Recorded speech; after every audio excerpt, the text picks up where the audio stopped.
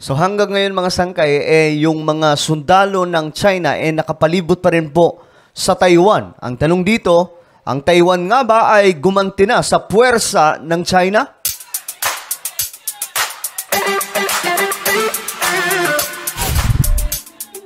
Hello guys, what's up? Magandang oras po sa inyong lahat. Pag-usapan po natin itong isa sa bumulabog sa buong mundo na pangyayari nung ginawa po ng China ang pagpalibot ng kanilang militar sa Taiwan. No? Nagsagawa po sila ng isang military exercise at ang purpose kung papaano daw po makubkob ang Taiwan. Anyway, bago tayo magpatuloy, paki-subscribe po muna yung ating YouTube channel. 1.22 million subscribers na po tayo dito sa YouTube. So kung hindi ka pa po nakakapag-subscribe, at kung gusto mo mapabilang sa mahigit 1 milyon na mga solid sangkay dito sa YouTube, makikita nyo po yung subscribe button sa ibaba. Pindutin nyo po yung subscribe, pindutin nyo rin po yung bell, at pindutin nyo po yung all. Okay? So ito na nga mga sangkay. Binabantayan na po ito ngayon ng marami. Itong nangyayari ngayon dan sa Taiwan. At ang Pilipinas nga po, nakabantay na mga sangkay. Binuksan na ng Huwebes ng Philippine Coast Guard ang kanilang pinakabagong monitoring station na matatagpuan sa Barangay San Rafael, Itbayat, Batanes. Lain nito na mapaigting pa ang ginagawang pagbabantay ng PCG sa teritoryo ng Pilipinas, partikular na sa Northern Region. Ayon kay National Security Advisor Eduardo Año, makatutulong ang bagong monitoring station ng PCG sa pagkolekta ng maritime data at intelligence para sa epektibong pagresponde sa anumang banta sa seguridad ng ating bansa. Okay, so ngayon sila mga sangkay dyan, kasi yan po yung pinakamalapit sa, anong tawag dito, sa Taiwan. Nakabantay po ngayon yung mga sundalo natin dyan.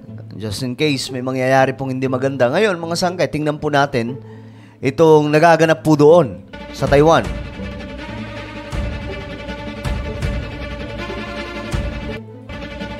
So kung tawagin ito mga sangkay para po mas malinaw sa lahat, ito daw po ay punishment drills laban po sa Taiwan dahil nga po sa maanghang na binitawang salita ng bagong halal na presidente ng Taiwan.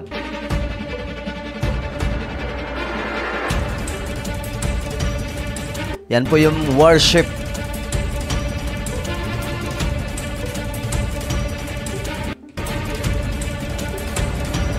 So tingnan po natin ang alamin natin ngayon dito mga sangkay kung ang Taiwan ba ay nag-response na, rumisponde na, o ano ba ang kanilang ginawa ngayong napapaligiran po sila yan nitong mga Chinese na mga militar.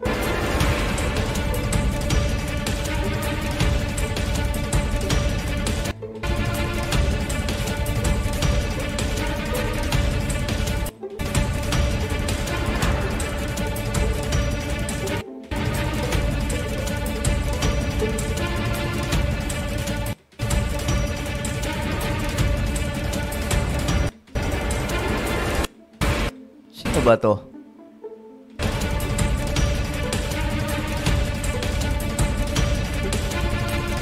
Okay, mukhang mga Chinese po ito mga sangkay. Hindi ako nagkakamali, Chinese or mga Taiwanese.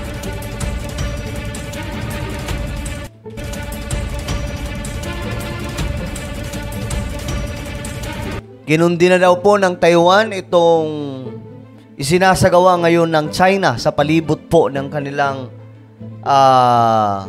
lupain. Kanilang isla mga sangkay na andyan po kasi talaga yung mga Chinese ngayon Gumagawa po sila ng pag-aaral kung paano makubkob itong Taiwan.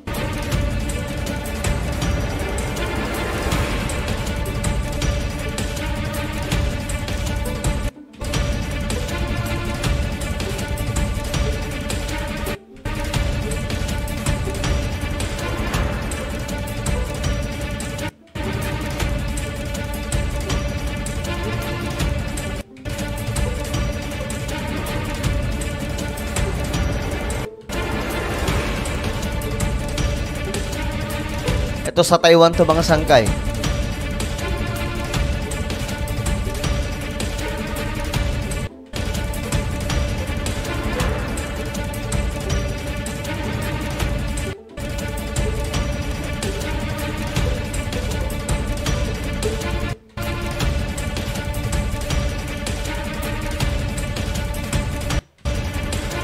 Wala tayo makita dito mga sangkay na ito.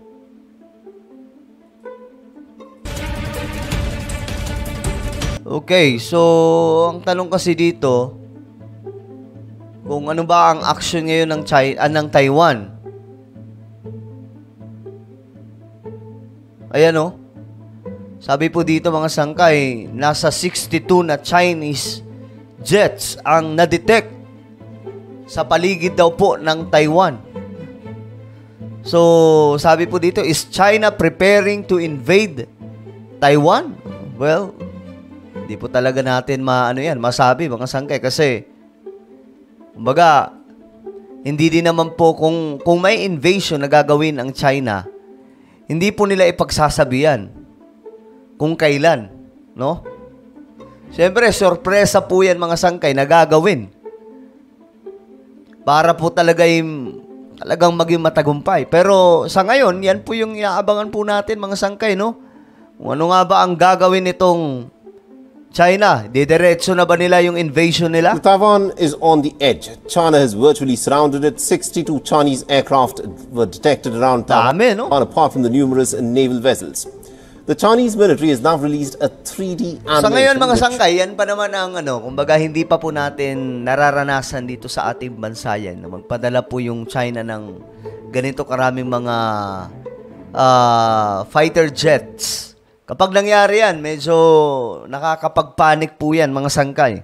Shows how exactly it would attack Taiwan. So what exactly is happening here?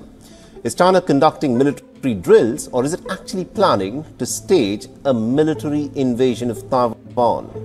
Our next report explores.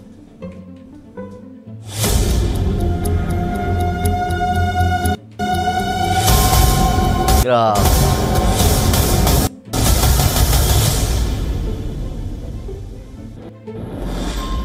Chinese military released this video showing an attack on Taiwan.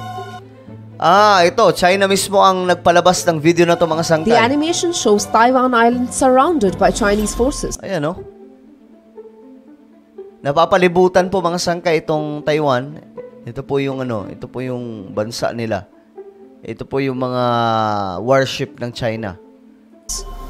Missiles being launched from land, naval ships and fighter jets.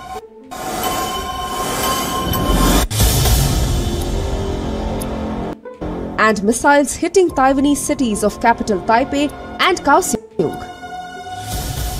The video comes at a time when the Chinese military conducted its two-day war games around Taiwan in mock displays to control key areas of the island.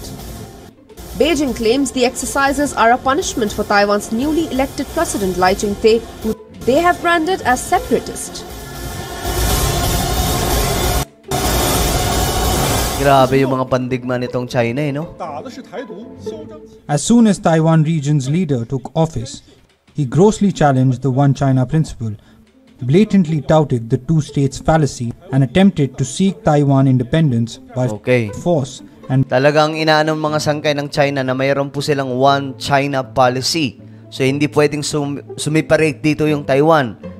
Kaya nga lang ang Taiwan, ang gobyerno mismo ng Taiwan ay desidido na po. Malabong may magawa pa dito ang China unless magkaroon po ng military intervention or magkaroon po ng invasion sa Taiwan. By relying on external forces, pushing Taiwan compatriots towards the danger of war.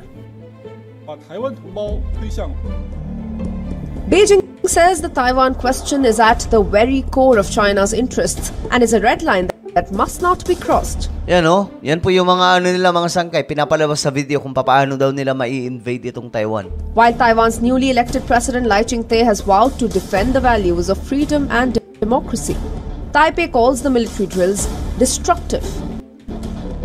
The signs Yan. Ang gusto po natin talaga malaman dito kung ano magiging aksyon o anong naging aksyon ngayon ng Taiwan. are ominous. The reunification date is drawing closer.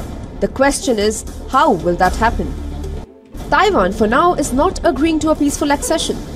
That leaves force as the only option. In September 2022, US President Joe Biden had said US forces would defend Taiwan in the event of a Chinese invasion. Ewan ko lang, mga sangkay, US daw po didepensahan ang Taiwan kung magkakaroon ng invasion. But how far will the US go? Will it take on China head-on and risk an all-out war with Beijing? The only way to find out is if China actually invades Taiwan. Taipei isn't powerless. It can resist Chinese intimidation, but cannot end it. Taiwan's Air Force has around 400 fighter jets. The Chinese Air Force possesses over 3,000. So whenever it wants to, China can easily overwhelm Taiwan. For now, the entire region is on the edge. Bureau Report, WION World is One. Grabe, no? So, ayan, mga sangkay. As of now, medyo kalmado po yung Taiwan, pero nakabantay po ata yung kanilang mga militar, no? Mga sangkay. Pero, ewan ko, ano po yung gagawin nila dito? Mamaya, sorpresahin sila ng China na i-invade na ng tuloy-tuloy. So, ano po ang inyong komento? Sa tingin nyo ba, dapat pong gumanti rin ang Taiwan sa pamamagitan po ng paglalabas ng kanilang mga puwersa sa karagatan? I-comment po sa ibaba ang inyong mga opinion. And now guys, I invite you please subscribe my YouTube channel, Sangkay Janjan Daily. Hanapin niyo po sa YouTube. Nag-upload po ako dito ng mga video na pampa-good vibes. So, click the subscribe, click the bell, and click all. Ako na po yung magpapaalam. Mag-iingat pong lahat. God bless everyone.